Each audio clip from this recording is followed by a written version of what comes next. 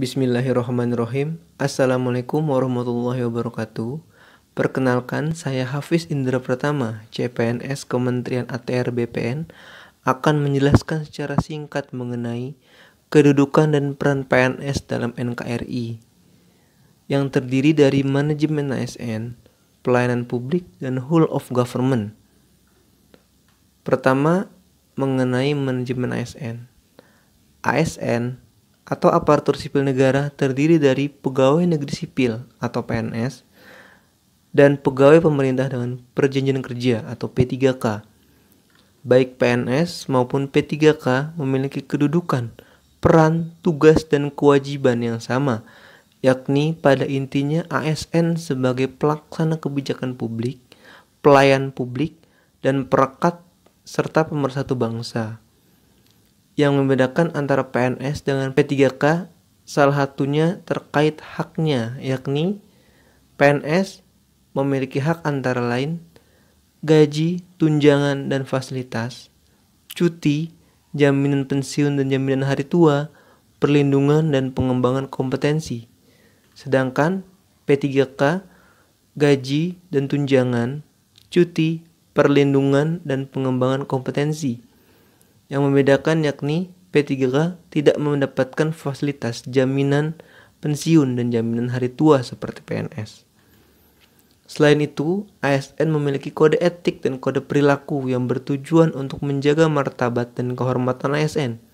Kode etik ASN antara lain, yang pertama, melaksanakan tugasnya dengan jujur, bertanggung jawab, dan berintegritas tinggi.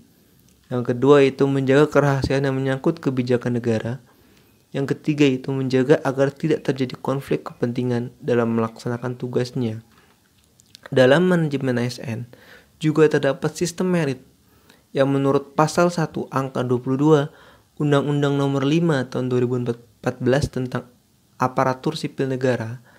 Sistem merit adalah kebijakan dan manajemen ASN yang berdasarkan pada kualifikasi, kompetensi, dan kinerja secara adil dan wajar, dengan tanpa membedakan latar belakang politik, ras, warna kulit, agama, asal-usul, jenis kelamin, status pernikahan, umur, atau kondisi kecacatan. Lebih lanjut, manajemen ASN terdiri dari manajemen PNS dan manajemen P3K. Yang pertama, mengenai manajemen PNS. Terdiri atas beberapa rangkaian. Yang pertama, penyusunan dan penetapan kebutuhan. Yang kedua itu pengadaan. Ketiga, pangkat dan jabatan. Keempat, pengembangan karir. Kelima, pola karir. Keenam, promosi. Ketujuh, mutasi. Kedelapan, penilaian kinerja. Kesembilan, penggajian dan tunjangan. Kesepuluh, penghargaan. Kesebelas, disiplin. Kedua belas, pemberhentian. Ketiga belas, jaminan pensiun dan jaminan hari tua. Yang keempat belas itu perlindungan. Sedangkan manajemen P3K terdiri dari yang pertama penetapan kebutuhan, kedua pengadaan, ketiga penilaian kinerja, keempat penggajian dan tunjangan, kelima pengembangan kompetensi, keenam penghargaan, ketujuh disiplin, kedelapan pemutusan hubungan perjanjian kerja, kesembilan itu perlindungan. Kedua ini pelayanan publik. Menurut pasal 1 angka 1 Undang-Undang 25 tahun 2009 tentang pelayanan publik, pelayanan publik adalah kegiatan atau rangkaian kegiatan dalam rangka pemenuhan kebutuhan pelayanan sesuai dengan peraturan perundang-undangan bagi setiap warga negara dan penduduk atas barang, jasa, dan atau pelayanan administratif yang disediakan oleh penyelenggara pelayanan publik.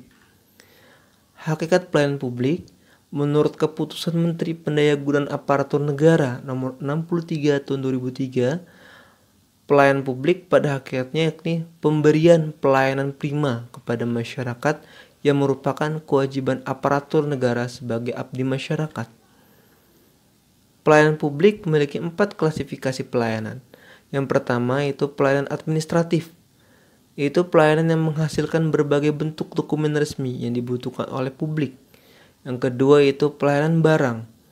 Yaitu pelayanan yang menghasilkan berbagai bentuk atau jenis barang yang digunakan oleh publik. Yang ketiga, pelayanan jasa, yaitu pelayanan yang menghasilkan berbagai jenis jasa yang dibutuhkan oleh publik. Dan yang terakhir yaitu pelayanan regulatif, adalah pelayanan melalui penegakan hukum dan peraturan perundang-undangan maupun kebijakan publik yang mengatur sendi-sendi kehidupan masyarakat. Dalam pelayanan publik diharapkan terciptanya pelayanan prima. Berikut prinsip-prinsip pelayanan prima antara lain: responsif terhadap pelanggan atau memahami pelanggan. Yang kedua yaitu membangun visi misi pelayanan. Yang ketiga yaitu menetapkan standar pelayanan dan ukuran kinerja pelayan. Yang terakhir yaitu whole of government atau WOG. WOG pada dasarnya adalah sebuah pendekatan fungsi dalam ruang lingkup koordinasi yang lebih luas guna mencapai tujuan bersama dalam pembangunan kebijakan, manajemen program, dan pelayanan publik. Dalam WOG juga terdapat permasalahan klasik, antara lain yaitu ego sektoral, koordinasi yang tidak optimal dan disharmonisasi, dan tidak adanya mekanisme pengaduan.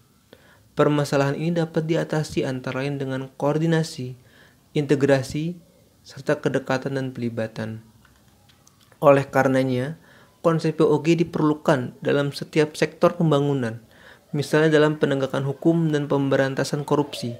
Pemerintah mendorong sinergi antara KPK, Polri, dan Kejaksaan Agung agar bahu-membahu dalam bekerja dan menjadi pendorong pembangunan.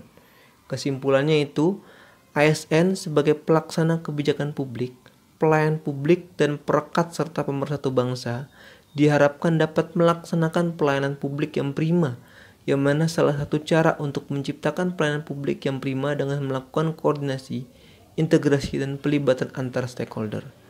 Sekian dari saya, lebih kurangnya mohon maaf. Wabillahi taufik wal hidayah. Wassalamualaikum warahmatullahi wabarakatuh.